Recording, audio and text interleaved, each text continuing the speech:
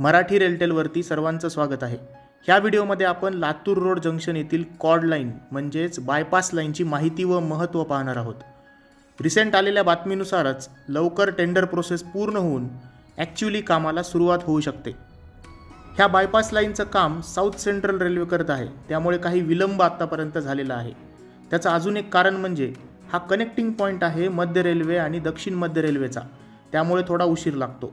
मित्रांनो, चॅनलवर अजून सबस्क्राईब केलं नसेल तर लवकरात लवकर सबस्क्राईब करा आणि व्हिडिओला शेअर नक्की करा। आपण सध्याला पाहायला गेलं तर सर्वात जास्त लोको रिव्हर्सलसाठी वेळ हा लातूर रोडलाच लागतो। एकतर इथून पुढे सेंट्रल रेल्वे सुरू होते, त्यामुळे रूट क्लिअरन्स मिळणे महत्त्वाचे असते।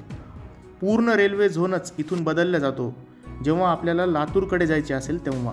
दुसरी गोष्ट अशी आहे की लातूर रोड हे स्टेशन खूप लहान आहे, जरी ते जंक्शन असेल तरी पण फक्त 3 रेल्वे रूळ इथे आहेत, त्यामुळे बरेच वेळा अजून एखादी जरी रेल्वेची मूव्हमेंट झाली तरी लोको रिव्हर्सल करायला प्रॉब्लेम येतात। या सर्व कारणांमुळे लातूर रोडला कॉर्ड लाईन तयार करणे हे क्रमप्राप्त आहे। आपण जर मॅपवरती पाहिलं तर आपल्याला लक्षात येईल की ज्या ट्रेन्स कुर्डुवाडी किंवा लातूर डायरेक्शनने येतात व ज्यांना परळी वैजनाथकडे जायचं असेल किंवा मग ह्याच्या उलट, तर ह्या सर्व ट्रेन्सला इंजिनचं तोंड बदलावं लागतं आणि नाही म्हणता 40 ते 50 मिनिट इथे वाया जातात।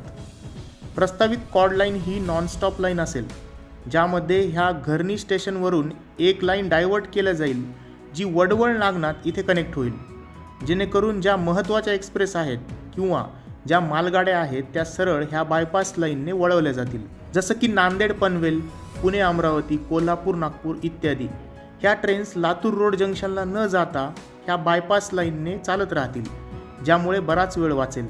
बाकीच्या पॅसेंजर ट्रेन्स मात्र नेहमीप्रमाणे जंक्शनमध्ये स्टॉप घेऊनच बाहेर पडतील।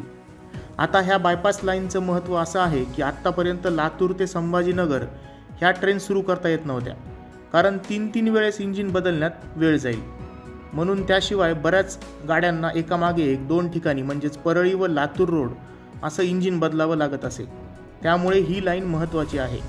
ह्या बायपास लाईनमुळे रेल्वेची पंक्च्युअलिटीसुद्धा वाढेल। तर आपल्या सर्वांचं काय मत आहे लातूर कॉर्ड लाईनबद्दल ते खाली कमेंटमध्ये नक्की सांगा। तर मित्रांनो, ह्या व्हिडिओमध्ये इकडेच थांबूया, भेटू अजून एका नवीन व्हिडिओमध्ये। तोपर्यंत धन्यवाद।